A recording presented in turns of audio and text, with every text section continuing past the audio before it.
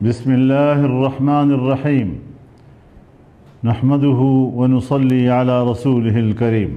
امت اسلامیہ، برادران وطن، انتہائی دکھی دل کے ساتھ میں آپ کو یہ پیغام دینا چاہتا ہوں کہ آج فلسطین میں غزہ کے مسلمانوں پر اسرائیل کی صہیونی قوت کے ہاتھوں جو بیت رہی ہے، جو بیت چکی ہے، وہ تاریخ کے صفحات پر سیاہ دھبوں کے علاوہ کچھ نہیں۔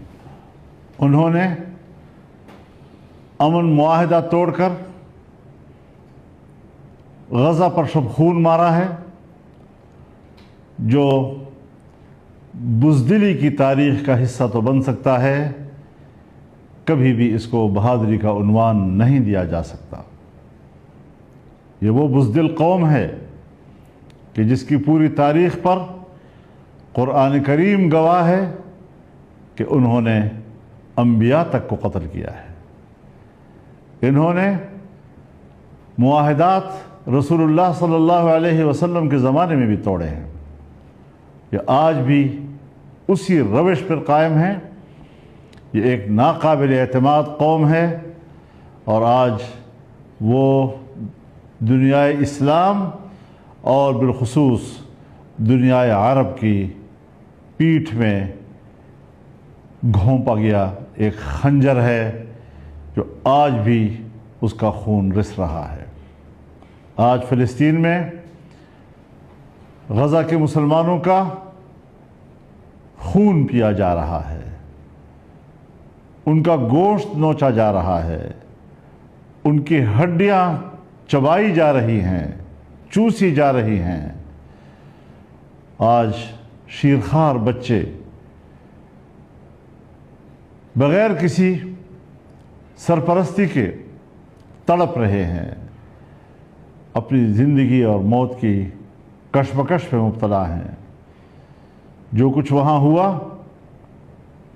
اسے کسی انسانی عمل سے تعبیر نہیں کیا جا سکتا۔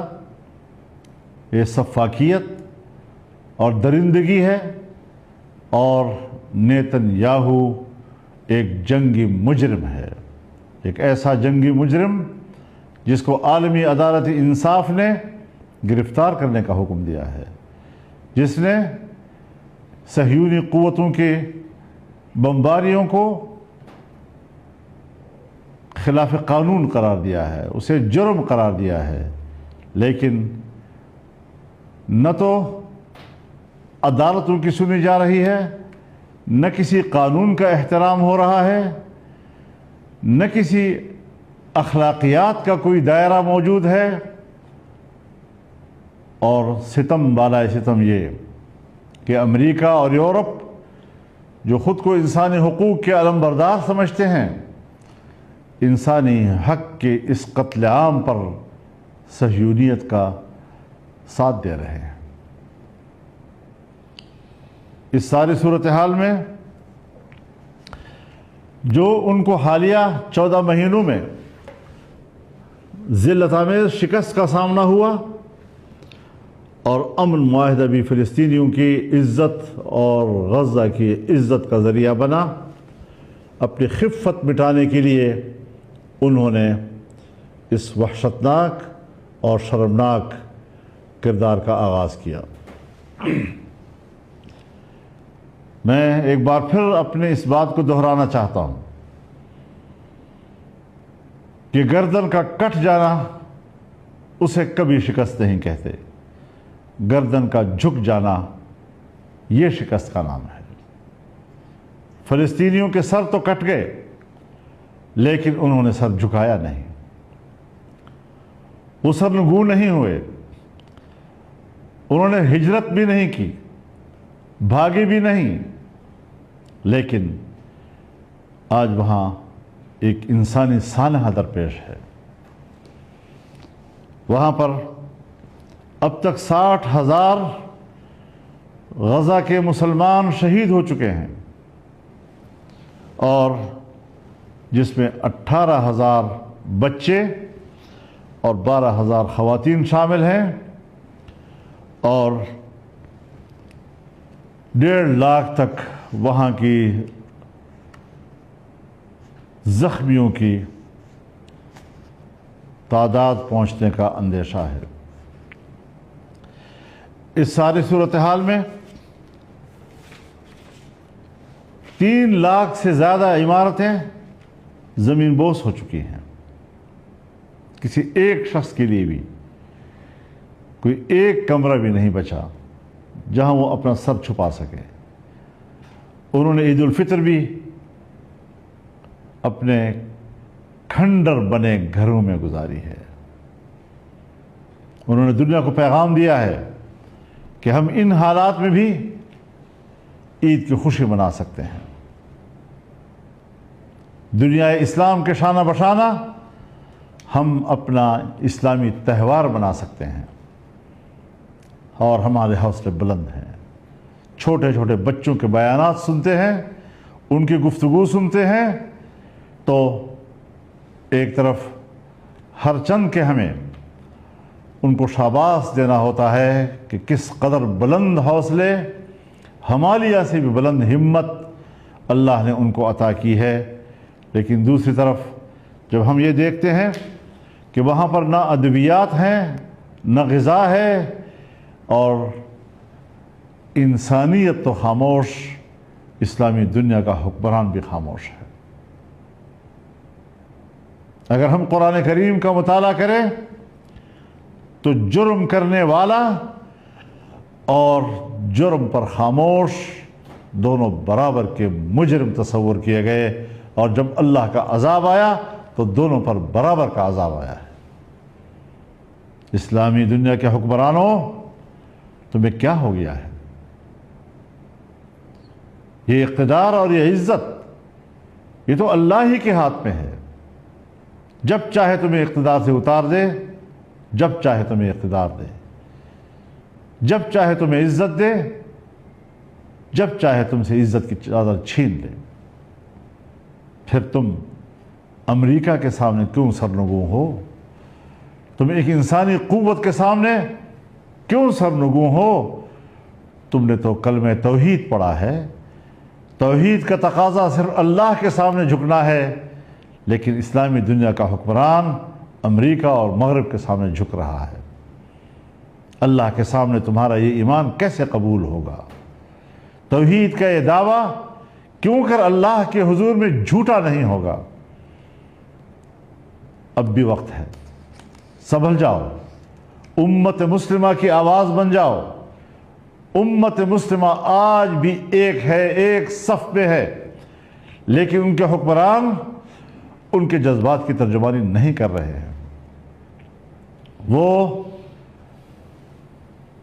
امریکہ اور مغرب کے کٹ پتلی بن چکے ہیں، اور مسلم امہ کی نمائندگی کا حق ادا کرنے سے محروم ہیں۔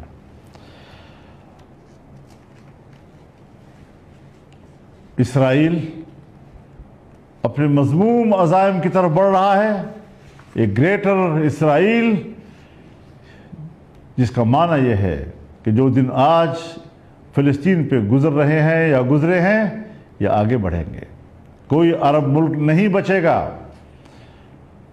اور یہ مسئلہ ہمارے حرمین تک آئے گا۔ حرمین الشریفین کا تحفظ کیا یہ اسلامی حکمرانوں کا فریضہ نہیں ہوگا؟ لیکن مجھے پوری طرح اطمینان ہے اور اعتماد ہے کہ تمام تر سفاکیت کے باوجود، اسرائیل کی جارحیت اور اس کے ظلم و بربریت کے باوجود، اور عالمی قوتوں کی مذموم پشت پناہی کے باوجود، فلسطینیوں کی آزادی کا عزم نہیں ٹوٹے گا اور ان کی مزاحمت کمزور نہیں ہوگی۔ امت مسلمہ ان کے پشت پر ہے، اور مجھے اللہ پر یہ یقین ہے کہ وہ مسلمان کے ساتھ ہے، وہ اسلام کے ساتھ ہے، اور انشاءاللہ العزیز کفر ذلیل اور رسوا ہوگا، صہیونیت شکست کھائے گی اور ان کے عزائم ناکام ہوں گے۔ ان حالات میں پوری اسلامی امت سے کہنا چاہتا ہوں کہ اپنے اپنے ممالک میں اپنے حکمرانوں پر سیاسی دباؤ بڑھاؤ۔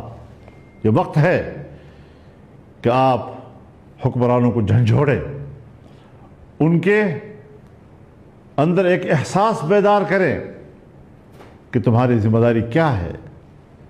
پیسے کمانا، امریکہ کی مدد حاصل کرنا، یورپ کی مدد حاصل کرنا، اپنی تجارت بڑھانا، یہودیوں کے ساتھ تجارتی شراکت داری کرنا، یہ تمہارے اہداف بن گئے ہیں اور تمہیں نہیں معلوم کہ یہی چیزیں تمہاری غلامی کا سبب بن رہی ہیں۔ مسلمان آزاد پیدا ہوا ہے اور وہ آزاد رہنا چاہتا ہے، اور کوئی دنیا کی طاقت مسلمان کو غلام نہیں بنا سکتی۔ میں نے اس سلسلے میں پاکستان کے علماء کرام سے رابطہ کیا ہے اور 10 اپریل کو اسلام آباد میں تمام مکاتب فکر پر مشتمل ایک کنونشن منعقد کیا جا رہا ہے، جس میں مشترکہ حکمت عملی اور مشترکہ موقف اختیار کیا جائے گا۔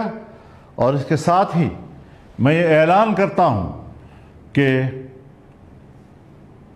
اتوار کے روز کراچی میں ایک عظیم الشان اسرائیل مرد آباد مظاہرہ ہوگا، بہت بڑا مظاہرہ ہوگا، پورا صوبہ سندھ اس میں شریک ہوگا، پورے اسلامی جذبے کے ساتھ شریک ہوگا، امت کی وحدت کا نعرہ لے کر کراچی میں امڑے گا، اور یہ فلسطینیوں کی تقویت کا سبب بنے گا، امت مسلمہ کی وحدت کا سبب بنے گا، اور انشاءاللہ یہودیوں کی حوصلے ٹوٹیں گے اور یہی ان کے شکست کا سبب اور ذریعہ بنے گا۔